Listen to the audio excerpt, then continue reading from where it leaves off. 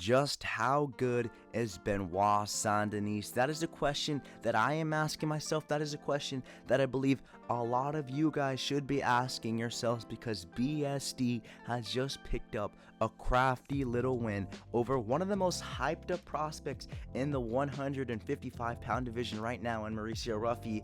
And how good is Benoit Denis at this point in his career? Before we get into the rest of the video, I gotta say, make sure to subscribe. We're trying to hit 1,000 subscribers by the end of the month. We're at like 980 right now. It takes 1 second. Just click subscribe, man. It would mean a lot. But without further ado, let's talk about my reaction to this UFC Paris card, which was just generational, dude. Every fight, it felt like, on this card was a finish. We had 11 finishes, tied for the most in UFC history for a single card. Absolutely generational. One of the best cards I have ever seen. And that sounds crazy, but it genuinely was, dude. Every fight on this card was a finish. You know, I will say there wasn't any like absolutely crazy knockout. There wasn't absolutely any crazy KO. You know, most of the KOs were kind of just like pitter patter TKO ones, but they were still really entertaining. And like I said, still one of the best cards I've ever seen. So very good card for UFC Paris. The Paris fans always deliver. They always do. It's a fact, dude. One of the most electric Paris cards ever. You know, we've seen it in WWE as well. WWE just went to Paris a couple weeks ago, and that was generational. So all you Betis fans, merci. Thank you guys. You guys are absolute legends. Absolutely bringing the hype, dude. And it's just so much better than the stupid Apex, man. Dana White still just wants to live in the Apex. It sucks. It really does suck. But that's off topic. We're here to talk about UFC Paris. I want to talk about just the two main fights on the card. We'll start off by talking about the main event, man, because the main event, it was a very classy fight between two good middleweight contenders. Not great, because I think all this fight did show us is how high ahead Khamzat Chimaev is. Khamzat Chimaev dominates both of these guys, and for me, both of these guys' stock actually went down. Both of these guys, I thought of a little bit highly before. I thought more highly of before, because now I go into this fight and I see these guys going to a very pitter-patter decision. This is one of the worst fights of the night. As much as I hate to say it, the main event was one of the worst fights of the night. Just a very decent little scrap, I guess. It was still an okay fight, but compared to the rest of the card, it was just bad. And it was an okay fight. Both of these guys went in there and they kind of just respected each other a little bit too much. Every now and then they'd get into a little scrap, but very boring from both fighters, if I'm being honest with you. I mean, Nasruddin Imavov, I thought of you as more of a slick, quick striker, and the commentary in this fight was absolutely terrible, man. Michael Bisping's commentary is some of the worst in the UFC. Every punch Imavov threw, you'd hear Michael Bisping, "Oh, Imavov's too quick for him. Imavov, just one of the most slick and quick strikers in the UFC." I didn't think that, dude. I thought Imavov, he was quick. He wasn't that quick, and his combinations were a little bit lacking. He could have threw that extra punch now and then. Kyle Morales kind of just went in there and looked okay. He didn't look like himself, but I still think this fight was closer than a lot of people were saying. A lot of people were saying Nasruddin Imavov 50-45.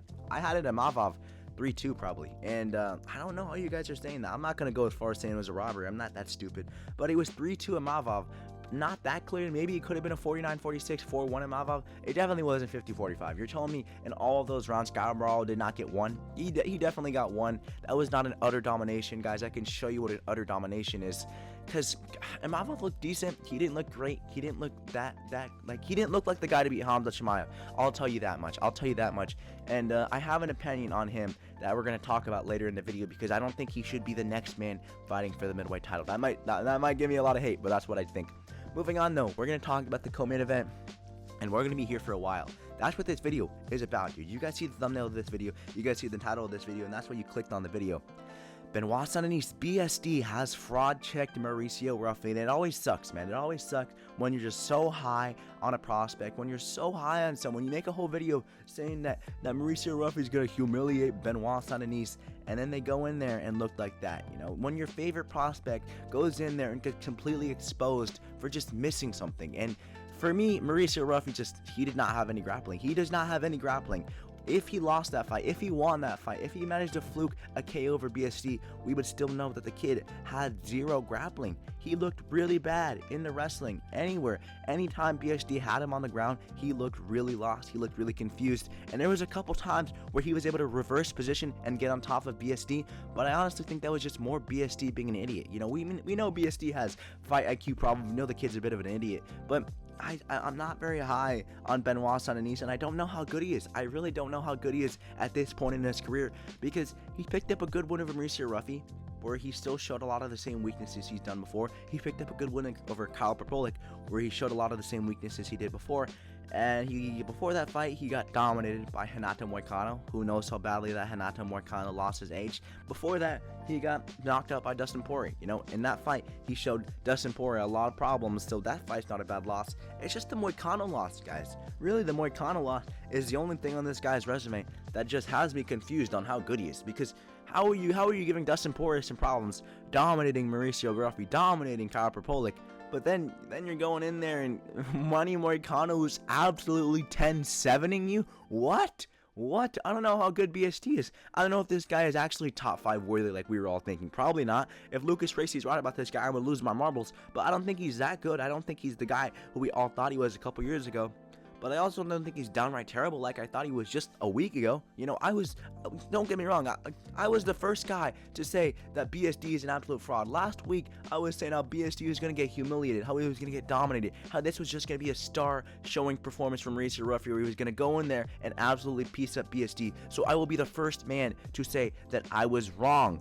But I still don't think he's that good. I also don't think BST is that bad. I think he is in the middle. I think he deserves to be ranked at this point. I think he is more top 10. Maybe he can sneak into the top 5 once in his UFC career. He will never be champion, but that is where I see the max limit being for BSD. Meanwhile, it sucks to suck how one loss in a UFC fighter's career for Mauricio Garoffi just completely shows you everything you need to see.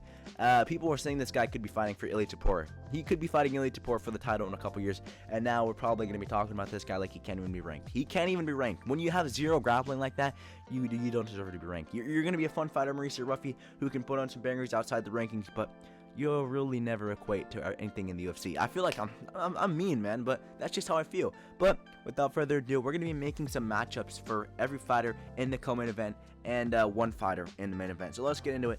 The first matchup I do have, it's a banger. Beware, guys. Beware. This is an absolute banger. Michael Chandler versus Benoit Denis. Let me tell you about this fight, man. Let me tell you about this fight. I love it.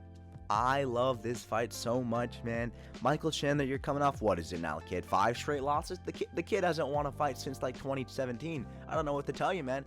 And BST, he's coming off 2 wins where he showed some errors in, but he still was very dominant. And then BST's such a weird fighter. Benoit Denis is the only fighter who can go in there and absolutely dominate them, but still look bad. I don't know what to tell you, man. But Michael Chandler, you're coming off a lot of bad losses. BST's coming off 2 good wins.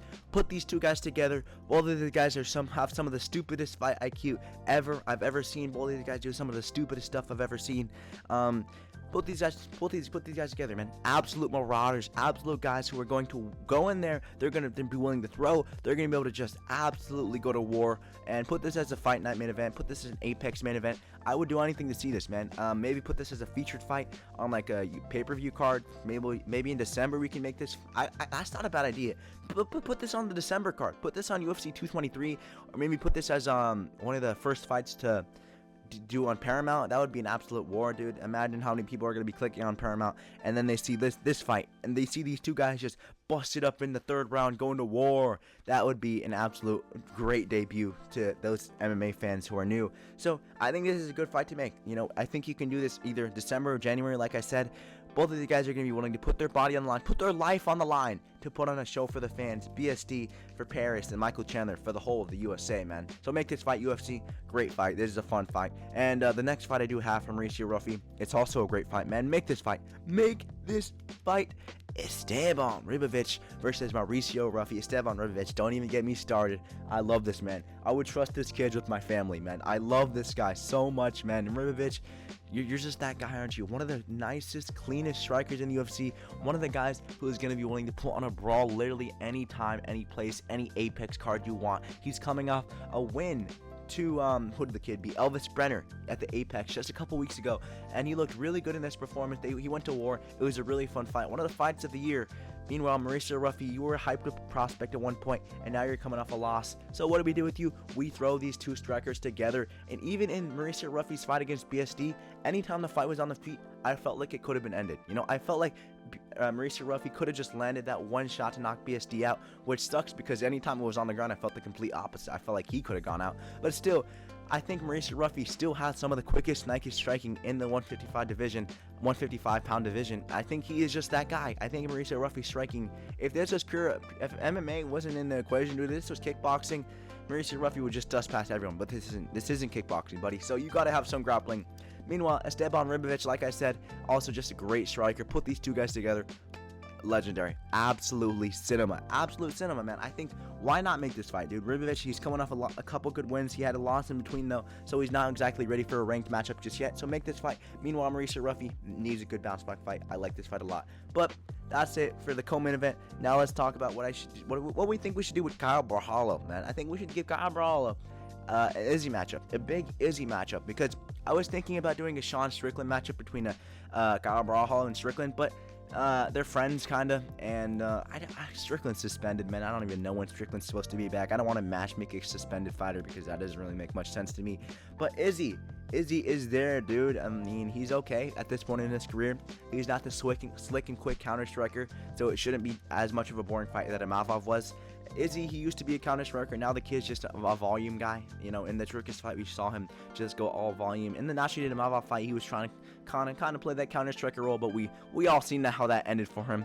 So I think this is an okay fight to make, man. I don't really know what to do with Imavov. I don't know what to do with Izzy. What are we going to have Izzy face Roman Dolidze next? Like, what is there to do with any of the guys at the top? These are really the only two guys who are free, and you can make this fight for early next year, dude. Izzy, he hasn't fought since February. He's going to be looking to get in there really quickly. Meanwhile, Kyle Brawlhalla, he's coming off a fight where he didn't take that much damage, and, well, the kid hadn't fought in a year before this. The fighting nerds are known for being some of the most active guys in the UFC, but Kyle Brawlhalla just literally took a whole year off, and no one talked about it. So I believe he's going to be coming off a loss, and before that he was on a huge layoff. He's going to be wanting to go in there and at least finish the year on a win, maybe, or maybe he can just get in there early next year. But Kyle Brawlhalla, he's going to be very eager to just go in there and go back on a win, especially after sitting out for so long before this fight. So I like this fight. I really do think this is a fun fight to make at this point in Izzy's career, and at this point in Kyle Brawlhalla's career, because say Brawlhalla goes in there and he gets a good win over Izzy, well, then Brawlhalla picks up a win over one of the greatest middleweights of all time. That establishes him. That will put him back in the top 5 of the middleweight division. And if Izzy loses this, dude, you can sail off into the sunset. Have a good life, buddy. Just retire. If Izzy wins this, then I don't even know what to say, man. The division's cooked, man. What do we do with Izzy? What do we do if Izzy gets on a win? Like, are we going to give the kid a title shot? I don't really know. But now let's talk about what I believe we should do for Nasruddin Imavov. You know, I'm not exactly going to make a graphic for this because it's a little bit confusing for a lot of you guys to understand. So just stay with me. I'm going to be doing a lot of yapping. Here's what I think we should do.